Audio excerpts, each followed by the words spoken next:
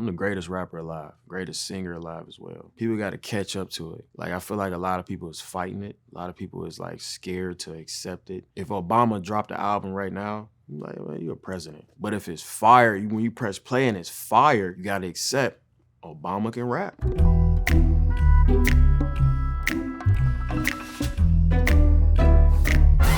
What inspired this song was really Ferraris. The song was actually supposed to be called Ferrari, but Ferrari is very strict and it was copyright.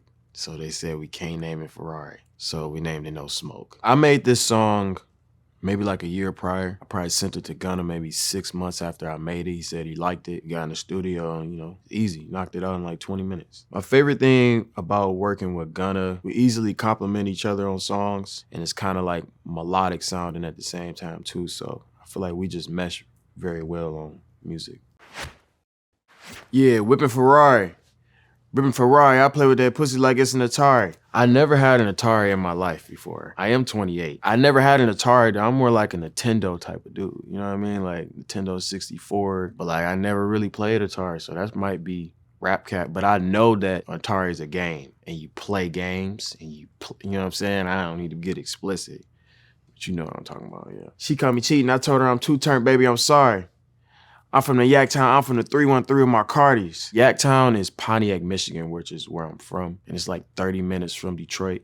But Pontiac, AKA Yaktown, takes a lot of culture from Detroit. The 313 with my Cardis, Cartier glasses is like a big thing in Michigan. They're called buffs. Like a lot of people died over them glasses. Literally, like people get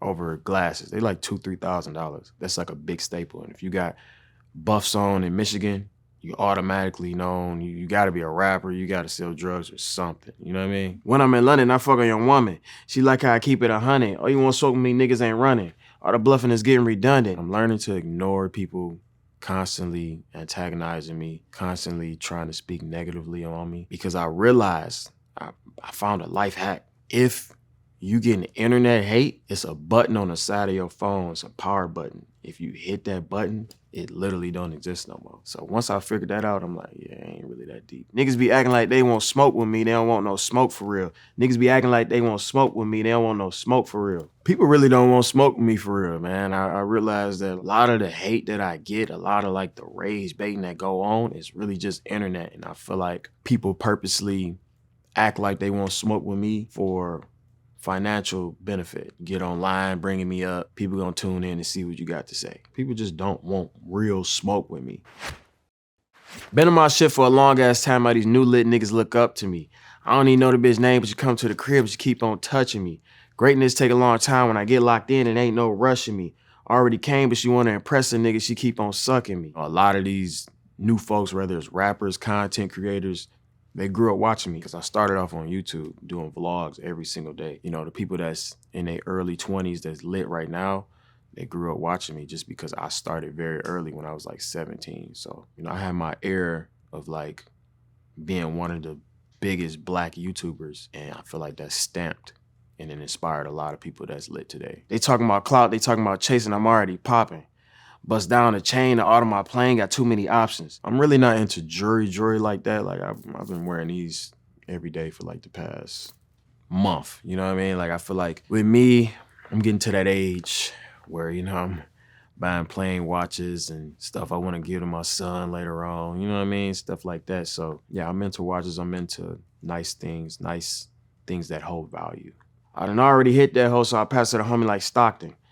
I don't check no price, no clothes. If I want that shit, I cop it. My spending habits is absolutely amazing now. Like I used to be a Balenciaga bandit. Like I'm talking about I'd be in Balenciaga every day, looking at stuff, spending thousands here, thousands there. But now I'm at a point now where I'm like, I got everything. I'm more into, looking into duplexes and, old people stuff. I'm getting old. So, I want to invest my money and get real estate.